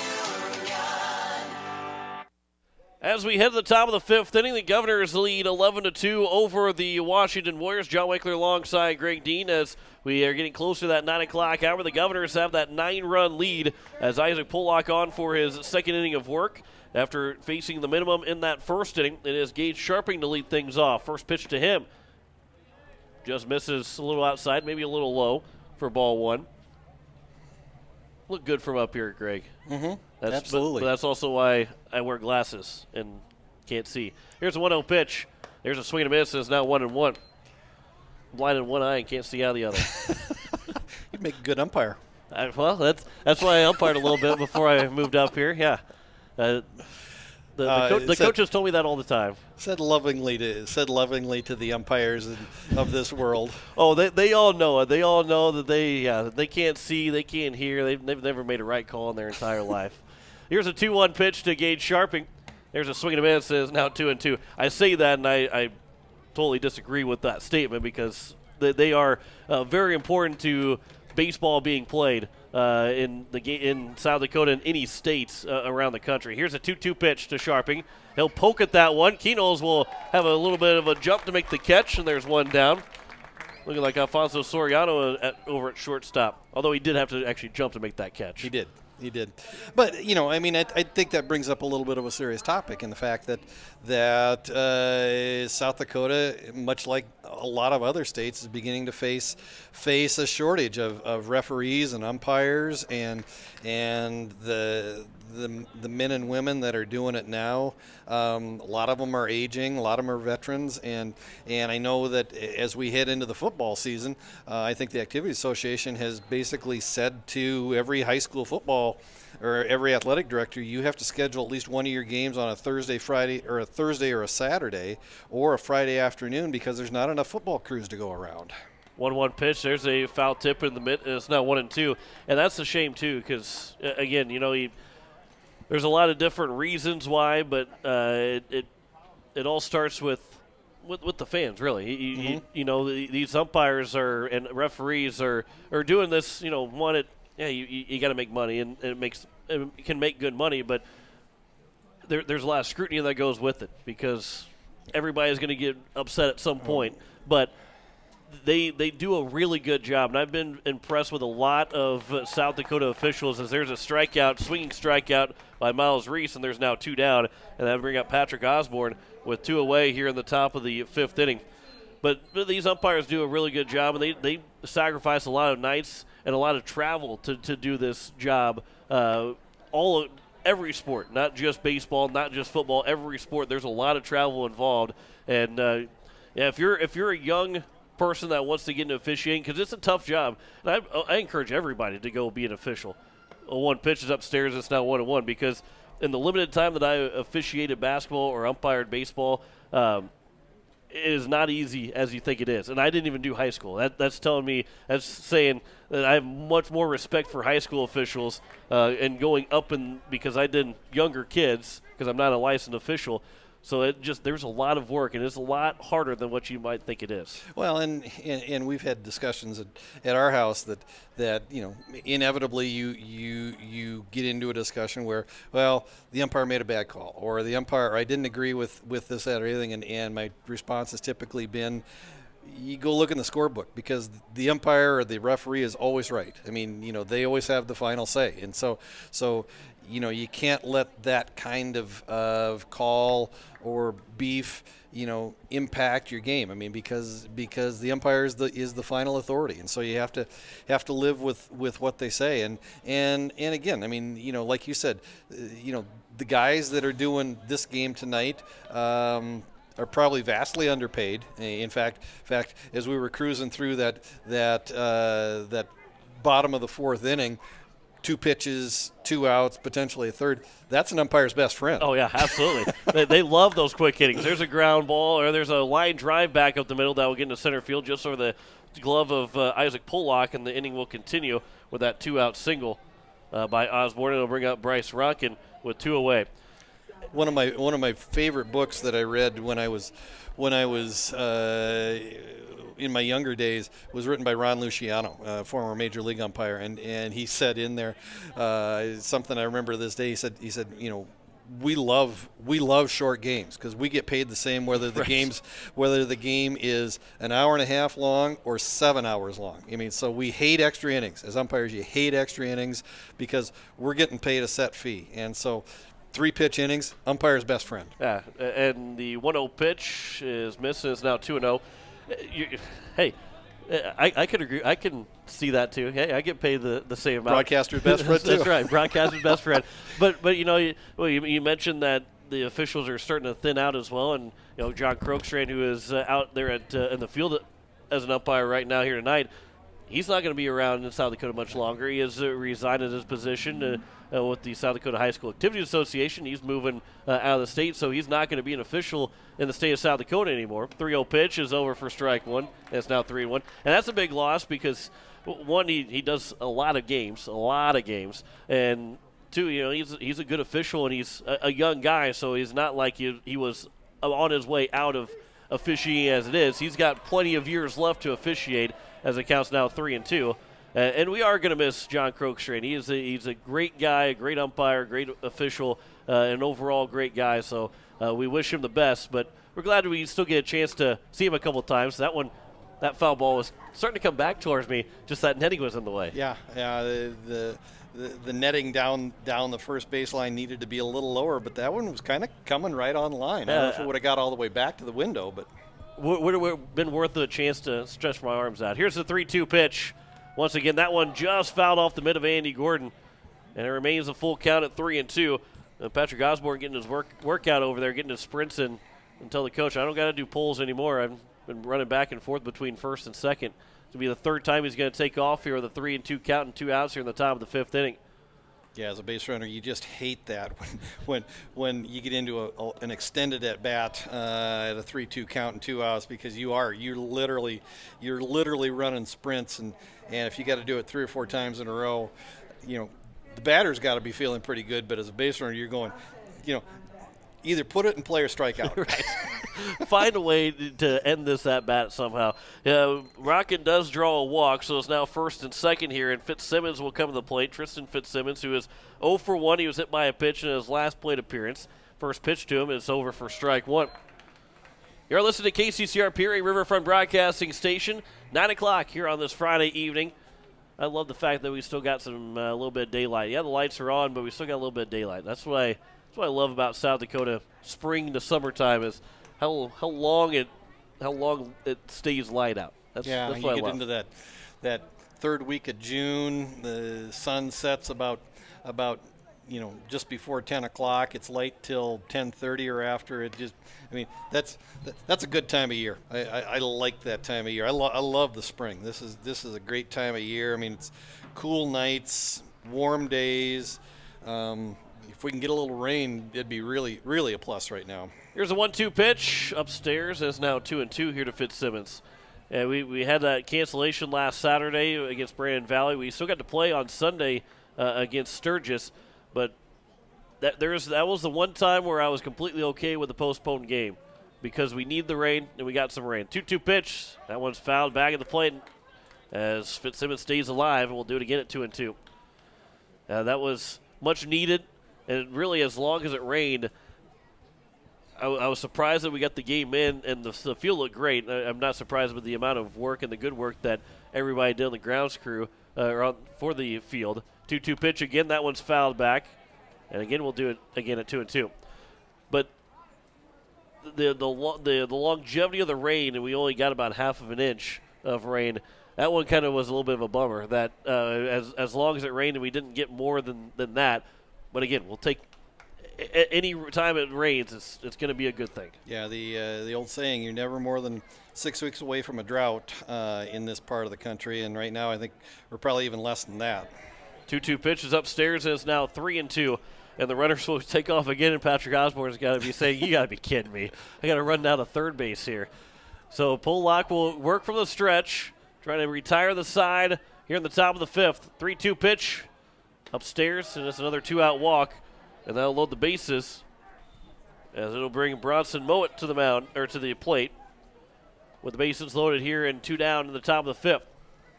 The Warriors are making Pollock work, and just checking his pitch count, he has gone well over his 30 pitch count, so he is not going to be available to pitch tomorrow against the Lincoln Patriots. He is now at 46 pitches on the day, so that's unfortunate for the Governors. As we got a mound visit from Coach Dirk Campbell right now, and this probably looks to be more like how you doing? Maybe a little bit of a mechanical, just checking with him and just seeing if there's maybe make a little bit of a mechanical adjustment to try to find the strike zone, a little more consistency. But he's battling out there right now. That's just exactly what you want him to do. Bases are loaded right now, 2 outs. Like to see him get out of here without allowing a run. First pitch is upstairs to Bronson Mowat for ball 1. Mowat is 1 for 2. He had a base hit and struck out swinging in his 2 at-bats so far. You see now a lot of pitching coaches, when they go out to talk to the guys, and I say that about major league guys, that was popped up on the infield, in foul territory. Andy Gordon is right there. He'll make the catch, and Isaac Pollock will dance a danger and retire the side without a run crossing the plate. No runs, 1 hit, no errors, 3 men left on base. Another 0 from Isaac Pollock, and the Governors now run away from winning this one here in the 5th inning.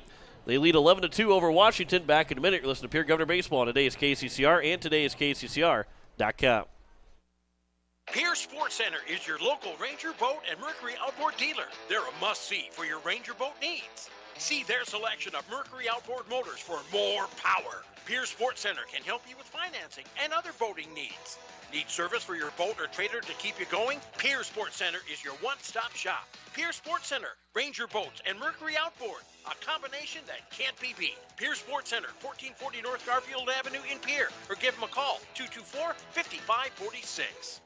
When you want the best prices and best selection, go to Wegner Auto in Pierre. The certified sales staff at Wegner Auto will provide you service after the sale and how to get easy financing. Check out their website, WegnerAuto.com, or stop in. They have the best prices and won't be undersold. Wegner Auto has the region's largest selection with over 280 new and quality pre-owned vehicles. GM certified pre-owned vehicles give you peace of mind with their 12-month or 12,000-mile bumper-to-bumper warranty and 5-year or 100,000-mile powertrain warranty. Log on to WegnerAuto.com or stop by Wegner Auto in Pierre, South Dakota's oldest auto dealer since 1907.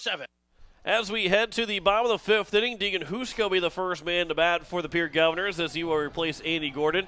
Bennett Dean is making his way out to the on-deck circle, so it looks like he will stay in the game. The Governors just need 1 run here in the bottom of the 5th inning. If they can get that 1 run, they will 10-run rule Washington and take the doubleheader sweep of the Warriors heading into the final day of regular season play for the Governors tomorrow against the Lincoln Patriots.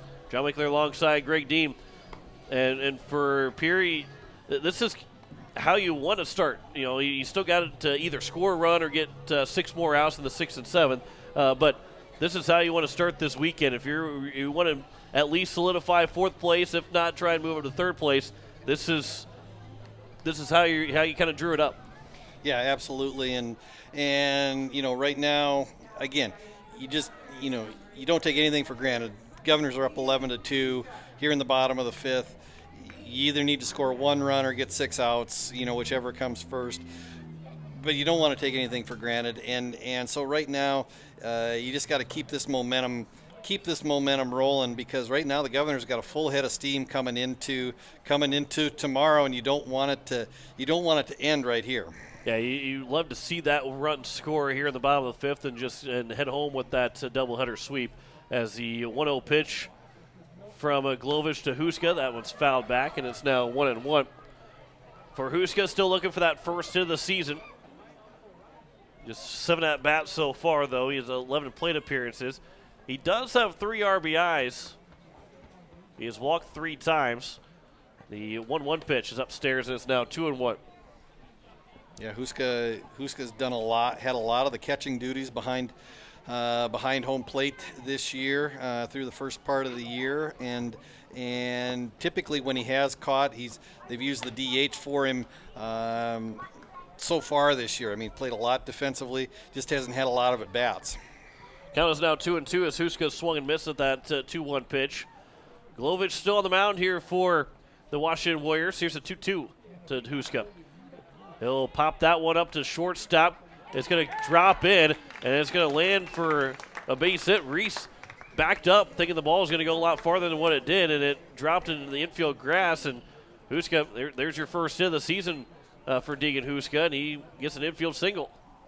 Yeah, and I don't know if Reese just couldn't see the ball. I don't know if it got caught in the lights. Maybe, you know, with these clouds, time of day. I mean, if the ball gets above the backstop, gets above the press box, you know, it can kind of blend in with the sky right now. And so I don't know if he just lost it somehow. But you're right, he did take about 3 steps back, but the ball actually fell just kind of right on where the skin and the grass meet on the infield.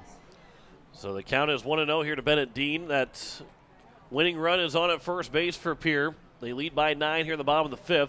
Cade Kaiser is the runner for Huska. And stepping off will be Glovich to make sure Kaiser gets back to first base. A couple of quick score updates in the top of the 6th. Sioux Falls O'Gorman leads Huron 10-0, and in the top of the 5th, Mitchell leads Yankton 4-0.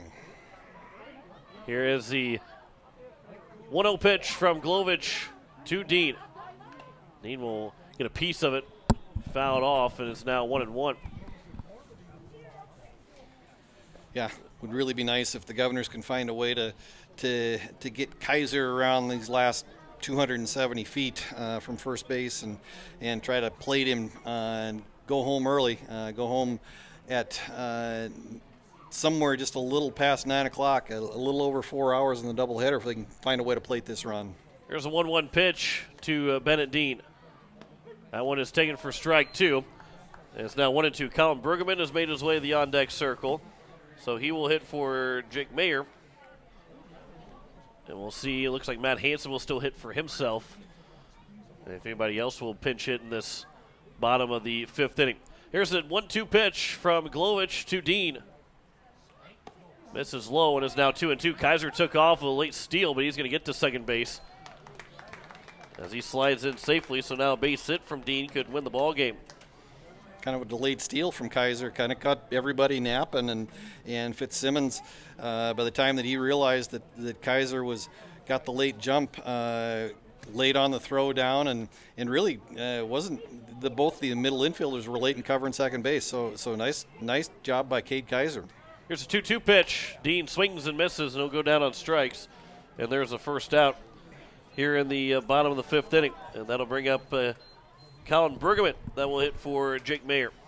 Be his first at bat of this doubleheader. Yeah, Glovich doing a nice job again. had Dean out on his front foot a couple of different times, changing speeds, threw a changeup a little earlier and then got him on a curveball there for strike 3. First pitch to Bergman from Glovich. A miss low for ball 1. Bergman batting .455 on the season. He has gotten 1 extra base hit. He's driven in 5 runs in the 5 hits that he has had so far on the year.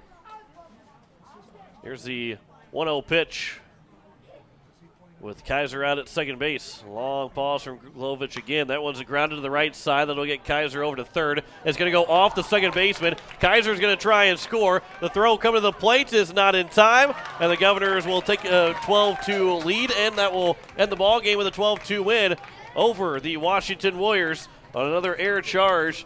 This time the second baseman in Rippentop. As that will end the game, Governors will take a double-header sweep. They win 12-2 here over Washington. Back in 2 minutes to wrap up the doubleheader sweep for the Pierre Governors. You listen to Pierre Governor Baseball. Today's KCCR and today's KCCR.com. Evermore Boutique, where fashion doesn't have to break the bank. See them for men's, women's, and children's clothing, shoes, accessories, and so much more. Open 7 days a week, Monday through Friday from noon to 7, Saturdays from 11 to 6, and Sundays from noon to 5. Visit Evermore Boutique, located at 104 South Pierre Street in Pierre, or give them a call today, 605-494-0194. That's Evermore Boutique in Pierre. Insurance. We all need it to protect our homes, health, businesses, and belongings. But having adequate coverage is just the beginning. You also need the support of professionals who stand by your side to protect what's important to you. Fisher Rounds & Associates combines the coverage you want with the commitment you need. Fisher Rounds & Associates, at your service, at your side. With offices in Pierre, Mitchell, Watertown, Sioux Falls, and Rapid City. BankWest Insurance has the expertise and resources to deliver personalized service and customized solutions. As an independent agency, we shop dozens of companies to get you the best coverage at the best price. As your trusted choice for insurance coverage, we promise to go the extra mile so you can rest assured your loved ones and your assets are protected. Contact your local agent to put BankWest Insurance to work for you. Not a deposit, not FDIC insured, not insured by any federal agency, not guaranteed by any bank, may go down in value, equal opportunity provider. At Black Hills Federal Credit Union, our top priority is providing value to our members. Since 1941, we have helped our neighbors buy homes and vehicles, finance their farms and ranches, insure their assets, and retire comfortably. From Custer to Sioux Falls, we live and work in our communities, and we treat our members like family. Visit bhfcu.com to learn more about how you can join. BHFCU is member-owned, not-for-profit, and federally insured by NCUA. As we welcome you back here to Hyatt Stadium, it is a final here in game number 2. The Governors win 12-2 over Washington. As a 10-run rule, the Warriors into a doubleheader sweep. They win the first one 10-2 and 12-2 in the second game. And John Wickler alongside Greg Dean. Greg, that was 2 big wins there for the Governors. And they took advantage of a lot of mistakes from the Washington Warriors, and that's what good teams do. They will take advantage of those mistakes that you allow them to have. And Washington, by my calculations, had 15 errors in 2 games, and the Govs were able to score 22 times in those 2 games. Yeah, and I think that's the storyline for tonight is just the fielding miscues that Washington had tonight just really opened the door for the Governors just on a number of different innings, and when that door opened, the Governors took advantage. And so this game's a prime example. 12 runs on only 7 hits for the Governors, but 8 errors in this second game for Sioux Falls, Washington. As we welcome in Steve Gray to talk about this doubleheader sweep. Coach, you came in this weekend needing basically 2 wins to kind of keep yourself in that top 4 spot. 3 wins would be excellent. 4 wins would be gravy. You got the first 2 wins that you really needed, and those are 2 big wins to get against Washington. Yeah, that was a lot of fun right there. Friday night in front of a bunch of people, nice weather. That's why you play baseball right there. Yeah, and now you guys are at 18-4 on the season. Washington, they made a lot of mistakes in these 2 games, but good teams will make that team. We were just talking with Greg. Good teams will find a way to make you pay for it, and you guys did that tonight. Yeah, absolutely. We go out in the second game, the first inning, get the bases loaded. They only get 1 run. Then we go put a 7 spot. Yeah, that says a lot right there. So we hit the ball and they kicked it around a little bit and we took advantage of it. So. I think one of the other storylines tonight, in addition to the fact that Washington really just had trouble fielding the ball, was the fact that, your offense really seems to be clicking right now. You had 10 hits in the first game, 7 in the second game. You put up double-digit numbers in both games. Against a pretty good Washington baseball team. Yeah, actually a really good pitching staff. And a lot of it comes down to timely hitting. Hitting with 2 strikes, and we talked a lot about 2-strike approach. This week, talked a lot about getting a guy at second or third with less than 1 out or less than 2 outs. You got to move baseball. Put the ball in play. And keep pressure on people. I challenge you guys, if we get any games where we get our pitchers have 3 or less walks or we strike out 3 or less times, we're going to win a baseball game. We were pretty good. I don't know what it was tonight, but we were good in both games. Yeah, and that's Greg. Greg will check the stats here for you. But Getz comes out in that first inning, doesn't really have his stuff that we've seen in the last couple starts. But then you get Isaac Pollock to go out there and throw well. You had Bennett Dean come in, throw well. Matt Hansen threw well. Yeah, and that's the beauty of Pierre Governor baseball, especially this year, is that a guy doesn't have his stuff. It doesn't matter because you got about 10 guys behind you that can pick you up. And that's the kind of the beauty of it. Like I said, I tell the guys all the time, we don't have Peyton rolling down the hill to give us 6-7 innings. We've got guys that are going to give us 2-3 innings. Link's going to give probably us a little bit more, and we piece her together, and it's kind of nice. You don't get the same look very often, so you'll take your percentage chances with that. Like these guys are big into. You can see they're very aggressive, so you can elevate baseballs on them, and they're going to hurt you every once in a while, but they're also going to strike out a lot. So, yeah, and I think that was the key tonight for the Governors. Seven strikeouts from your pitchers in this second game. 7 strikeouts in just the 5 innings. Right. I'd have to go back and look at and see what it was in the first game, but I would echo what John said. I think you got to be very happy with the way that your pitchers threw tonight. Yep. Your offense is clicking. I think if you're a coach right now, you got to be feeling pretty good about where you're at going into the playoffs in a week from now. Yeah, absolutely. And things are coming together at the right time of the year, and the thing I like is we're in control of our own destiny on our home field at the end of the year. And that's what you play for. That's what we talk about the day we roll into the Expo Center, and that's what we want to be here for. So. And Lincoln will come to town tomorrow and for last 2 games of the regular season for you guys, a 1 and 3 o'clock start, a split with them. That guarantees you. Yeah. I want to say guarantee. Nothing's guaranteed. Yeah, nothing's guaranteed, especially with PowerPoints. You never really know what might happen with the different points and stuff like that, but pretty much assures you a top 4 spot, maybe even a top 3 spot. But you've almost put yourself in the situation where there's really no chance of you not being at home in the region round. And again, you guys were on the road the last time in Sioux Falls at the beginning of this month. It won't have to go on the road until you want to go on the road again, and that would be in the state semifinal in the championship in Sioux Falls. Yeah, it's kind of by design. That's kind of when we start putting her together in September.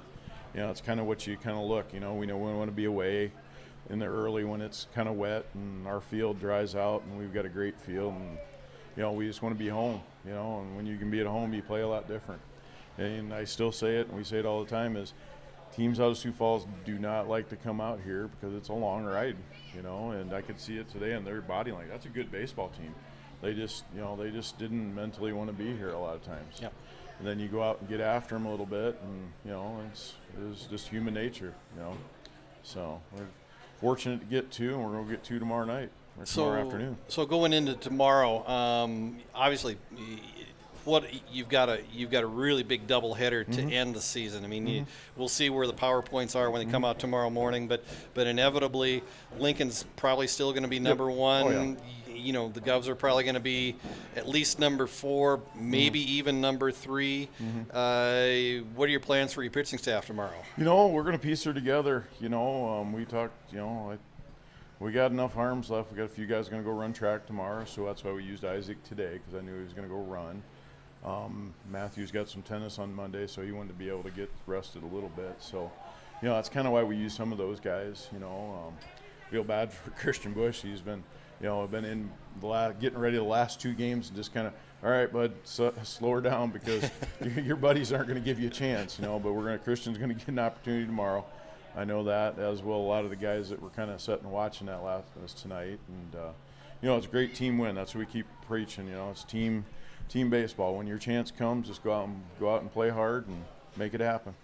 2 more games to go before the end of the regular season. Coach, these are 2 big wins for you, and looking forward to taking on Lincoln tomorrow afternoon. Yeah, excited to be. Get everybody out here. We'll have a good crowd, beautiful weather. I mean, you can't ask for a much nicer night than this here at field looks great. We're going to get her watered down tonight, and she'll be ready to go tomorrow. I was going to say, spring, summertime, there's no better place to be on a Friday night at Hyde Stadium. Absolutely. This is just the perfect setting. You guys, the field looked like in perfect condition again today, like it almost always is. But yeah, 2 big wins, Coach. I appreciate the time. Congratulations on the win, and we will talk to you one more time in the regular season after a doubleheader against Lincoln tomorrow. We're going to get her tomorrow. So thanks a bunch, and go Govs. Coach Steve Gray of the Pierre Governors, as they win it here in the doubleheader. They win 10-2 in game 1, 12-2 in game number 2. They took advantage of the 15 errors that Washington had in those 2 ball games, and they win with those 22 runs. And Greg, as we kind of wrap things up here tonight, it just again, good teams find ways to make the other team pay, and the Governors they made sure that Washington wasn't going to get any kind of momentum in this game. That, as Coach Gray mentioned too, they scored 1 run at the top of the first. Their momentum was starting to go that way, but then all of a sudden you score 7 runs, and that pretty much won you the ball game right there. Yeah, and I think that was the difference in the second game was just and you talk about just stealing the momentum and keeping your foot on the gas. I mean, the Governors win the first game 10-2. It looked like Washington maybe had a little bit of life coming out of the gate in game number 2 in the top of the first, and then the Governors just steal it right back. And I think after that first inning, I would have been really surprised to see Sioux Falls, Washington come back because they just, like Coach Gray said, the body language just was not there tonight. So a couple of big wins for the Governors. We'll see if they can come back and respond again tomorrow. I mean, that'll be a good test for them. Just coming back less than 24 hours later. They'll have to be back here on the field before noon tomorrow. So we'll see how mentally tough they are. As the Govs, again, they win those 2 games here today. In game 1, they win 10-2. In game number 2, they win 12-2. 1 and 3 o'clock, or 1 o'clock will be first pitch of that doubleheader. We'll have both of them here on today's KCCR, KCCR.com, and you can watch on YouTube at KCCR Sports.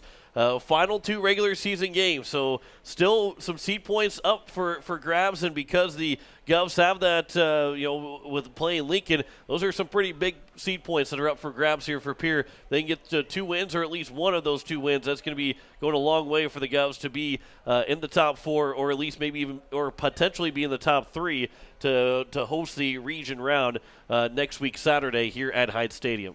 Yeah, and I think the important thing to keep in mind is it's going to be a beautiful day tomorrow. Great place to come and watch a baseball game on a Saturday afternoon. So if you're listening right now and you don't have plans tomorrow, come out and watch 2 of the best high school baseball teams in South Dakota right now. Yeah, because right now it's a 1 versus 4 matchup. Potentially by tomorrow morning could be a 1 versus 3 matchup.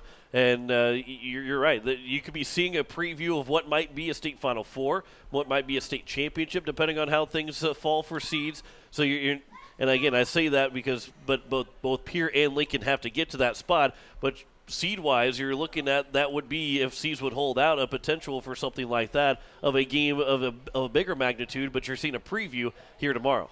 Yeah, and right now, basically, and there's a lot of moving parts with the seed points, but basically every game that the Governors win from here on out, whether it be 1 or 2 tomorrow, has a potential to move them up at least 1 or more spots in the final standings. And so what you do is you just keep keep just a little bit bigger margin between yourself and another team that's a little farther down in the PowerPoint standings. I mean, we saw Brookings come in here a couple of weeks ago, play two really good games. I mean on paper and on the field, those are two very evenly matched teams, and I think if the Governors would end up getting matched up in the same region with Brookings again, you know that Brookings is going to come loaded for bear, because they will certainly remember those two games that they lost here 2 weeks ago. And so I think if you're the Governors, you want to stay away from Brookings if you can, and maybe try to set yourself in a region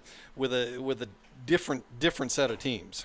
Governors will take on Lincoln tomorrow afternoon at 1 and 3 o'clock for that doubleheader. We'll have those games for you right here on today's KCCR, todayskccr.com, and you can watch on YouTube at KCCR Sports. That'll wrap things up for us here tonight. Thanks to Ray Lewis back at the station.